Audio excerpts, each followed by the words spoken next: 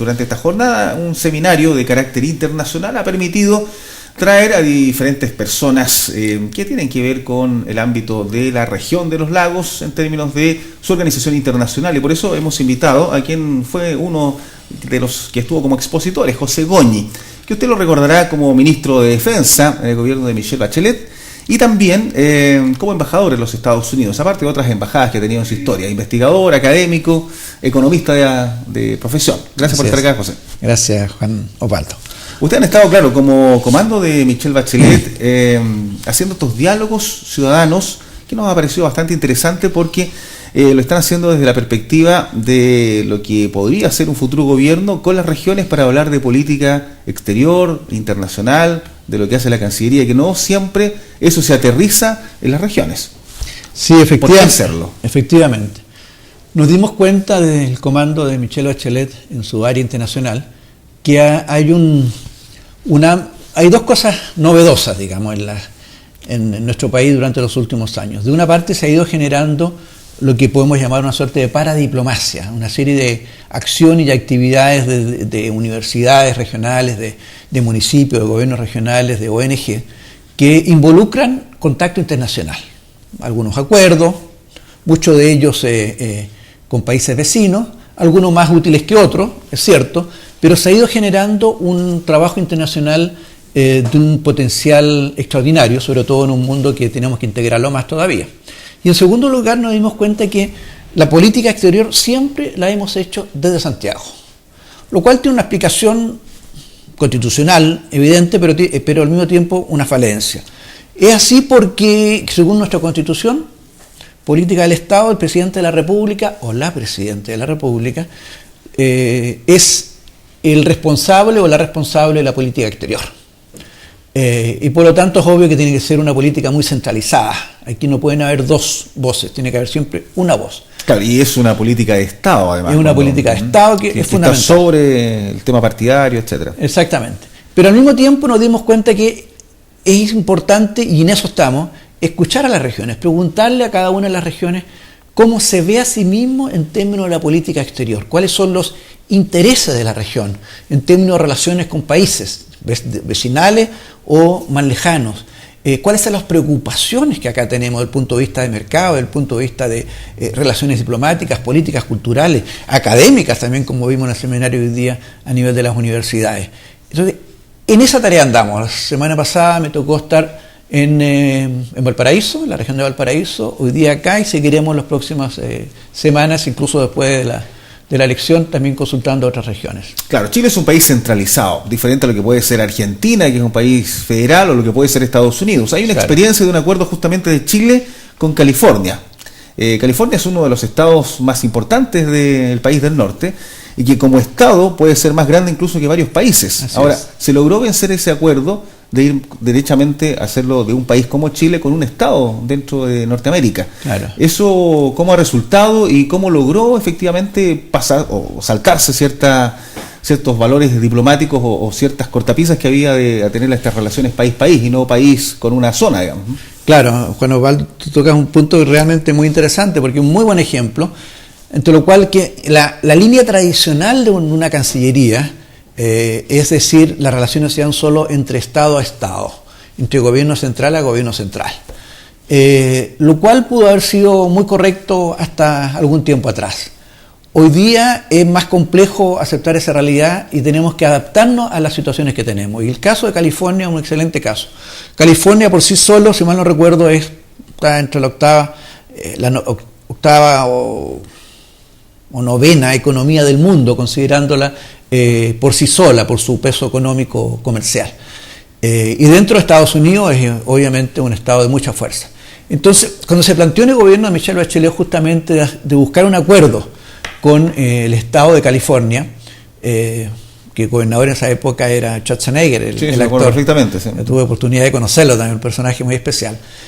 Justamente surgieron estas formalidades, pero que finalmente la presidenta los zanjó y dijo, bueno, las realidades nos indican que debemos actuar en esa dirección. Y se hizo un acuerdo que ha sido extraordinariamente exitoso, que tiene que ver mucho con, no solo con comercio e inversiones, que es lo tradicional, sino que fundamentalmente es orientado a transferencia tecnológica, cooperación en ciencia y tecnología, en educación universitaria y otros ámbitos de cooperación. O sea, estamos buscando en este tipo de acuerdos con los países desarrollados, Estados Unidos, Sudestados o la Unión Europea, buscar un tipo de cooperación que sea distinta. Y que sea súper específica. Específica a nuestras necesidades. ¿Qué necesita el país? Necesita desarrollo tecnológico, necesita un nivel universitario más alto. Bueno, veamos cómo trabajamos eso con quienes nos pueden dar mucho, con los países y las universidades que nos pueden enseñar mucho, que están justamente en esas regiones del mundo. Ahora, estamos viendo ahí como un país como Chile, que es un país relativamente pequeño frente a estas grandes potencias, puede hacer un acuerdo con un Estado dentro, o una región, para ser más específico, dentro de los Estados Unidos. Pero ¿qué pasa con las regiones de Chile, por ejemplo? ¿Se podría efectivamente hacer un acuerdo entre una región de nuestro país, por ejemplo, con Argentina? Se lo planteo por lo que ocurre acá en el sur. Hay similitudes, hay proyectos muy similares entre la zona sur de Argentina, la zona sur chilena, en el tema turístico, en el tema de una serie de aspectos que podrían ser incluso complementarios, pero que a veces las leyes nacionales los impiden. Acá hay mucho acuerdo bilateral de organizaciones privadas, de cámaras de comercio, de cámaras de turismo que viajan, una vez al año se hace un encuentro de límite de frontera, pero que yo recuerdo ese encuentro debe hacerse hace décadas y no pasa de las declaraciones que se hacen en ambos lados de la cordillera. Los privados pareciese que van más rápido a veces que el Estado, pero no se puede avanzar en esta zona. ¿Existe la apertura a futuro, por ejemplo, en el caso de ustedes, de que a nivel regional también se puedan hacer acuerdos directos? De hecho ocurren, hay muchos acuerdos de regiones con regiones, tanto acá en el vecindario, digamos, en América del Sur como en América del Norte o Europa. A mí me ha tocado conocer mucho este tipo de acuerdos y lo único que yo recomiendo es que las regiones, cuando tomen estas decisiones, las tomen muy conscientes de no tener un documento más firmado simplemente para el resumen de actividad del año o del periodo, sino que sean útiles. Esa es mi única recomendación. Eso es lo importante en la práctica. Claro, no es un acuerdo que dé una validez constitucional, porque aún tenemos una constitución muy centralista en Chile. Pero en términos prácticos, hay muchas regiones que operan con este tipo de acuerdos, de hecho, y que han funcionado bien, que están funcionando bien. Así que es cosa de elegir bien los temas, bien los énfasis, y ver realmente comprometer a la región en este tipo de compromisos, este tipo de acuerdos. Claro, acá mismo, por ejemplo, con temas turísticos y todo lo demás, a través del paso internacional Cardenal Moray, que se quemó a principios de este año, está el tener hace muchos años una aduana única, que tuvieran los argentinos y los chilenos no tener que hacer dos veces el mismo trámite, cuando la gente que viaja para ambos de la cordillera tienen básicamente los mismos fines. Así es. Pero no se ha podido, por ejemplo, y es un planteamiento que tienen en las regiones del sur argentino y chileno. Eso tenemos que resolverlo, yo creo, a nivel de estados centrales, gobierno argentino, gobierno chileno, y resolverlo para todo el país de una vez, porque realmente es una vergüenza las demoras que hay en los dos lados para hacer este movimiento, sobre todo en el lado nuestro, que somos bastante más burocráticos muchas veces que los vecinos. Claro, y con niveles de exigencias que tienen que ser tales, pero si Europa ha podido unificar muchas veces sus fronteras y para poder crecer, ¿por qué no poder hacerlo Sudamérica o al menos los países que estamos siendo limítrofes? Así es. Entonces, en términos de lo que va a ser la política exterior, este escuchar a las regiones, claro, es un ápice, pero ¿dónde van a estar los énfasis de acuerdo a lo que ustedes están previendo en el comando de Michelle Bachelet? Los énfasis van a ser bastante claros. En primer lugar, en los énfasis de la política exterior me refiero, obviamente. En primer lugar, el vecindario, la región, América Latina, América del Sur, los vecinos.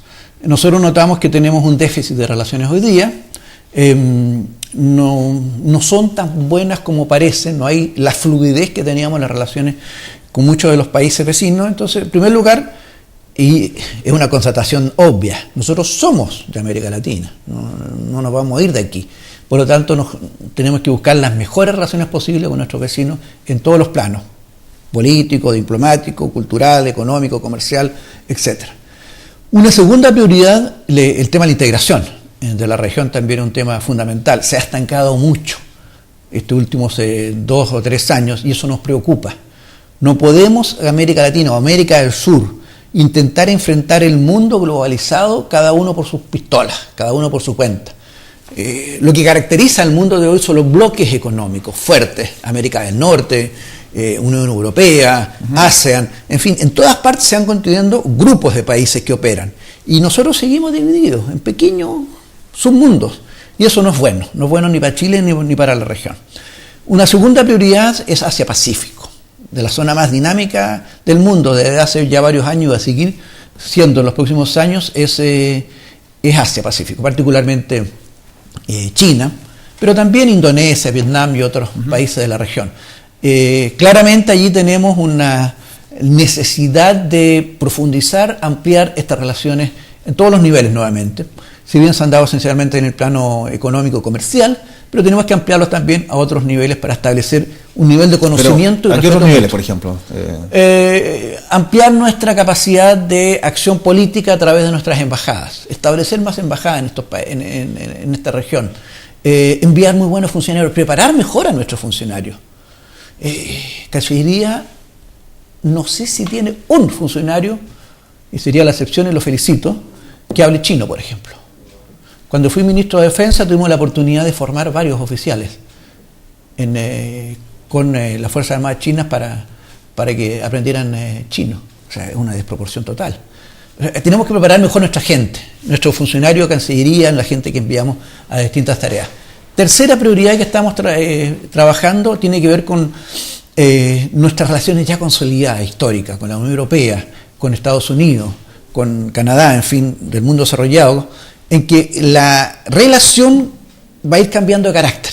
Lo que estamos haciendo con California y con la Unión Europea lo vamos a ir ampliando, es decir, centrarnos en lo que son las relaciones en el plano de la ciencia, la tecnología, de la educación superior, el tema de la cultura. Allí es donde vamos a poner los énfasis, porque ya la relación económico-comercial de nuestros países, que la vamos a sostener y apoyar, está bastante consolidada. Y el dinamismo de esa economía es mucho más bajo que el que encontramos en Asia. Por lo tanto, no van a haber grandes cambios, a menos que cometamos errores nosotros, nuestros exportadores, en las relaciones comerciales. Podremos ganar un poquito por aquí, un poquito por allá. Pero lo esencial entonces es consolidar esa relación ampliándola a los otros aspectos que requiere nuestro desarrollo como país. Una cuarta prioridad va a estar dada muy fuertemente en lo que son las relaciones y nuestro trabajo en los organismos internacionales. Chile pasa a ser miembro del Consejo de Seguridad de Naciones Unidas a partir del 1 de enero por 2 años, según la rotación que se establece en el grupo latinoamericano, y allí tenemos una gran responsabilidad que asumir.